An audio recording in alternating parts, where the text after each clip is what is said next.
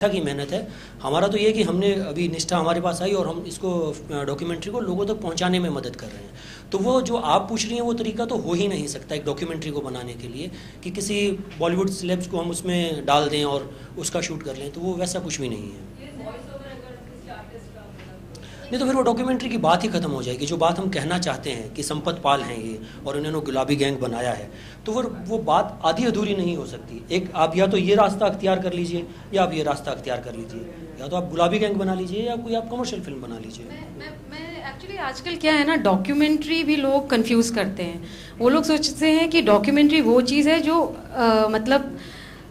असलियत का मतलब आपने कॉपी करके बनाया है, लेकिन डॉक्यूमेंट्री से हमारा मतलब है कि जो हो रहा है वो वास्तविक है, उसको हमने स्टेज नहीं किया है, उसके अंदर हमारा कोई भी इंटरवेंशन नहीं है, हमने नहीं बोला कि आप ये करो वो करो।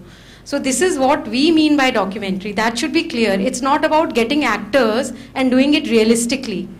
So most of the people think जैसे ये पुलिस पेट्रोल जैसे प्रोग्राम्स आते हैं वो उसको भी डॉक्यूमेंट्री बोलते हैं।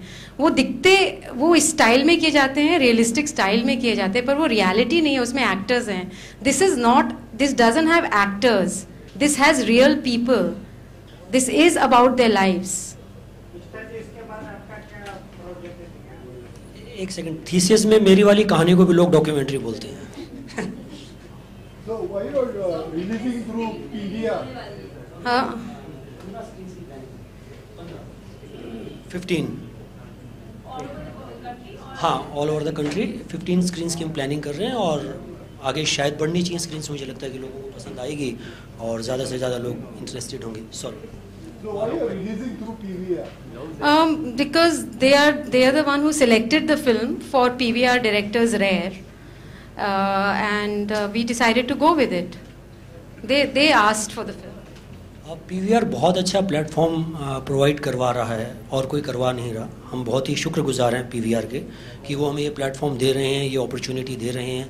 उसके कारण ये फिल्म लोगों तक पहुंच पा रही है और भी कई फिल्मों को उन्होंने वो प्लेटफॉर्म दिया है। तो PVR ही है जो ये ऑफ़र करता है और अभी तक मुझे नहीं लगता कि कोई और ऑफ़र कर रहा है इस तरह की डॉक्यूमेंट्रीज़ को या इस तरह की फिल्म्स को। ये बहुत बड़ा रीज़न है मुझे लगता है और हम बहुत शुक्रगुजार हैं PVR के इस चीज़ के लिए। 3,000 theaters all over India. See, it would be our dream. लेकिन जैसे अगर लोगों ने फिल्म देखी और वो आए कि हमारे को हमारे थिएटर्स में दिखानी है, तो हम लोग उन्हें मना थोड़ा ना करेंगे।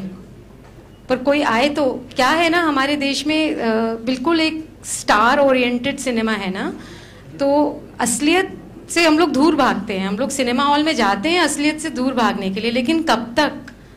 क्योंकि सब क्या क्या हो रहा है हमारे देश में, कभी तो हमको असलियत का सामना करना पड़ेगा।